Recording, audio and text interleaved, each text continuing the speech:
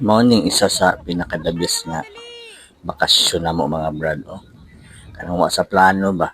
Diretso lang ambak sa Bohol oy. Nyawa pa jud kay gasto maski piso. Maadjong adlaw mga brad. Good vibes ang tapermintian ni ha. Nya karon day ngadto day mi ani Bohol mga brad. So stop ko sa mi diri sa Cebu. Nya nangaon na pud mi lechon. Kay siyempre lami man ang lechon sa Cebu pero maora man gyapon lasaha. Lechon man gyapon nya karon nangagi mi sa Sisilex na bridge. Grabing taas ang tulaya makaigno. Murag ka 20 siguro ang Pagkiruhan Bridge.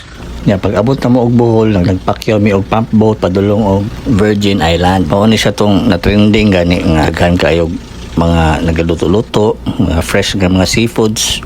Basta kay perting bibuha pa ani sa katanan tong naa pa sila.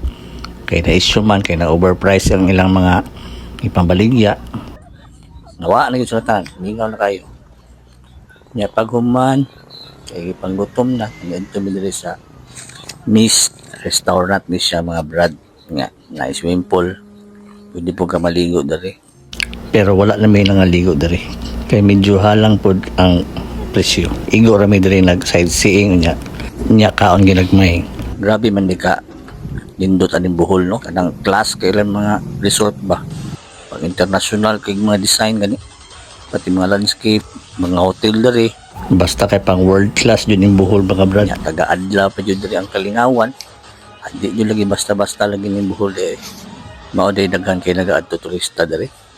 Kay first class kay mga tripping diri. Nya mao ni mga brad mga tumig mga tourist attraction diri sa Bohol. Mao ni siyang Baclayod Church no. Itong historical nga simbahan. Pastang karaan na jud nga simbahan jud. Mao ni siya tong na hugno gani ilang bell tower kay sa linog sugusog putong linog pero karon okay na siya. Nya mao na ilang mga antique na gamit sa simbahan na preserve pa gyud nila no. So naga pa to sa entrance fee dito. Na paghuman nangambak na medayon diri sa may Tarsiran. So buki din siya nga part no. Nya dayon sa man-made na forest. 1 million kabuk mahogany tree. Nya paghuman nga tumig butterfly house. So napod sila yung mga bitin diri, buhaya, unggoy, mga ibon ug uban pa. Nya daghan kay butterflies. Nya nangaon mi diri sa River Cruise. Mo ning isa sa pinaka the best namo na experience diri sa Bohol. Ilaliman ka buffet nasa bangka nya gisuroy-suroy mo sa sapa. Nya napad yoy nag kanta-kanta. Mura lagi si Kinsan dato, mura lagi may makurik lagi. Basta nindot kayo to, atuwa dito ninyo. Nya pagmuman nang tumidiri sa main attraction sa Bohol, ang Chocolate Hills. So bag-uli ka mo adto diri sa pinaka main view sa Chocolate Hills, kailangan pa di ka mo saka mga 200 kapinto nga steps nga hagdanan. Basta hangak po lagi oy. Nya pagdala na lang po mo payo kay perting inita yun, way kasilungan. Nya paghuman nato nangaligo mi diri sa Hinagdanan Cave. Basta kay nawala lagi amo kakapoy ani. Grabe ka bugnaw sa tubig mga brad.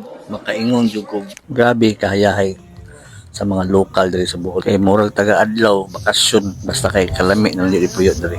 Makaingon jud ko isa jud sa pinaka first class nga bakasyonanan diri sa Pilipinas kaning Bohol. Grabe, wala ko na-expect ano, di kagwapo ang Bohol day. Nya, puhon na po mga brad. Daghang salamat.